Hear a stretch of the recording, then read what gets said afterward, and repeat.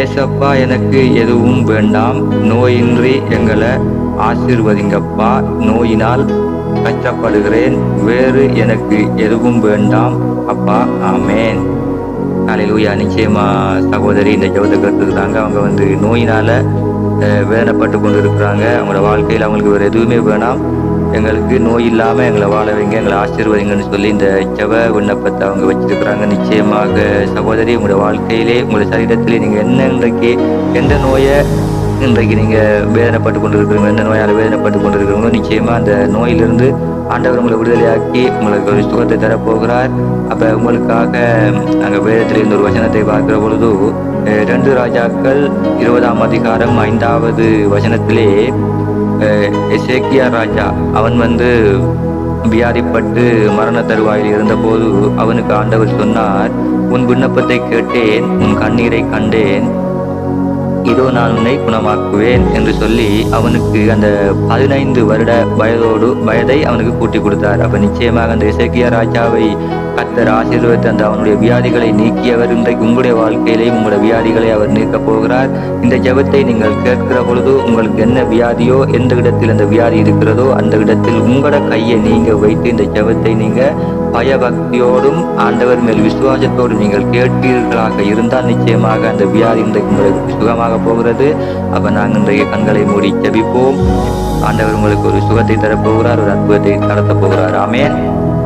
ஸ்தோத்திரமே சப்பா, பரிசுத்தரே, நன்றி ஆண்டவரே, உன்னதமானவரே, அப்பா பிதாவை உம்மை துதிக்கிறேன், உம்மை ஸ்தோத்தரிக்கிறேன் ஆண்டவரே. தகப்பனே, இந்த நேரத்திலுமாக ஆண்டவரே இந்த ஜெபத்தை கேட்ட சகோதரியை ஆண்டவரே நான் உம்முடைய கரத்திலே ஒப்பு கொடுக்கிறேன் ஆண்டவரே.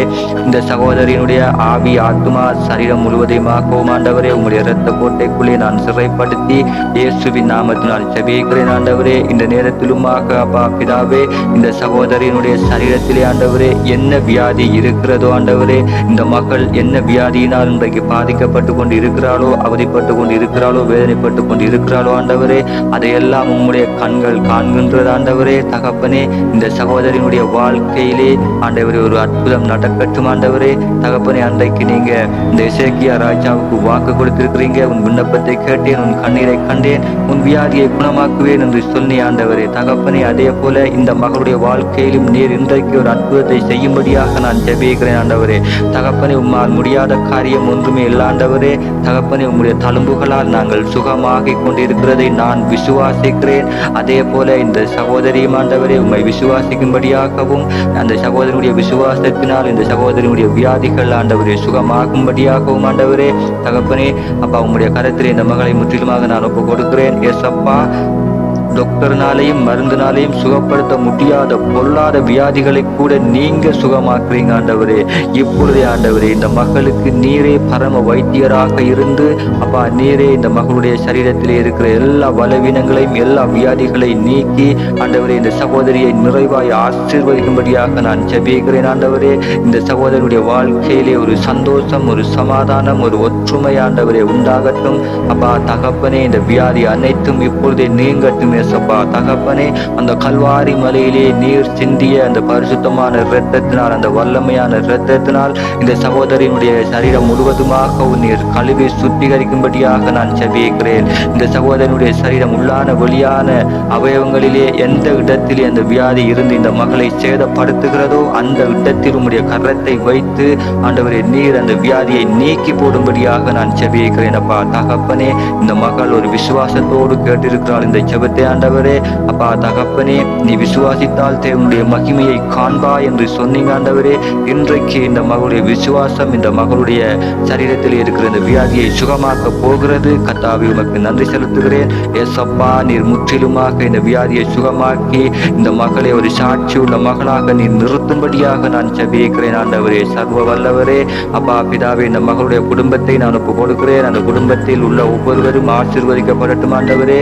அப்பா தகப்பனே, அவர்களும் நோய் நொடி வியாதி இன்றி ஆண்டவரே அப்பா நிறைவாய் ஆசீர்வதிக்கப்பட்டு அவர்களும் வாழ நீங்க கிருபை தரும்படியாக நான் ஜெபிக்கிறேன். குடும்பத்திலே உள்ள ஒவ்வொருவரையும் கர்த்தர் தாமே ஆசீர்வதிங்க, பாதுகாருங்க ராஜா. விசேஷமா இந்த சகோதரனுடைய வாழ்க்கையில் ஒரு அற்புதத்தை கர்த்தர் நடப்பிக்கும்படியாக ஆண்டவரே இவர்களை உம்முடைய அன்பின் கரத்திலே நான் ஒப்பு கொடுத்து என் ஆண்டவராகிய இயேசு கிறிஸ்துவின் நாமத்தினால் ஜெபிக்கிறேன் என் ஜீவனுள்ள நல்ல பிதாவே. ஆமேன், ஆமேன், ஆமேன்.